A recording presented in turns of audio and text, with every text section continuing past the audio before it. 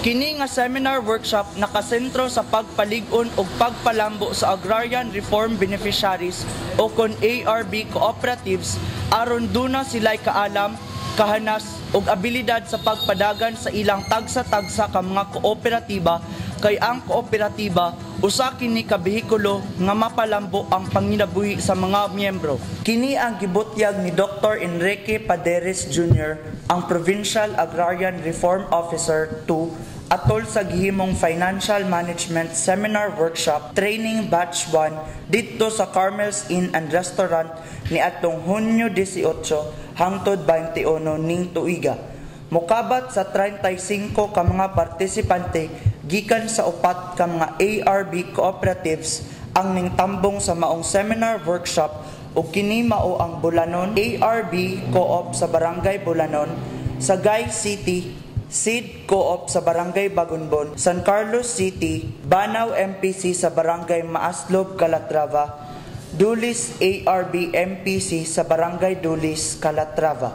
Si Romilo Tasik, CPA sa RVT Management and Consultancy nga nakabase sa Sagay City, maoy resource speaker sa maong seminar. Ang maong Financial Management Seminar Workshop usa ka programa nga gitambayayungan sa Department of Agrarian Reform ug sa Cooperative Development Authority sa pakipagtambayayong usab sa lokal nga kagamhanan sa syudad sa San Carlos, pinaagi sa Cooperatives and Livelihood Development Office.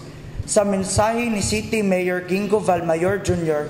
sa gihimong short program, siya nagkanayon nga importante kaayo nga ang mga ARB cooperatives mahatagan og igong kaalam para sila masayod sa pagpadagan sa ilang tagsa-tagsa ka kooperatiba.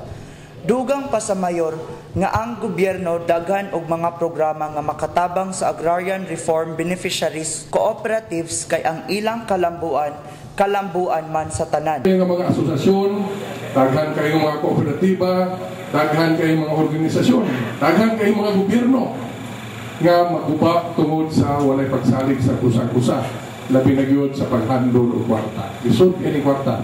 Kay nami kayo gastuhon, lisod kay pangitaon. Pero ang atong gobyerno daghan kay programa para kaninyo.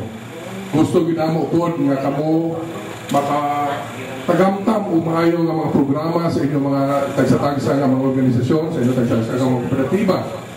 Kaya ang inyong kalambuan atong tanan. Mitambong usab sa maong seminar sila si Raymond Hipitulan, Senior Cooperative Development Specialist sa CLDO, Merlin Sumayo, Maro San Carlos ug Marilyn Althea, Beneficiaries Development and Coordinator Division sa PARO.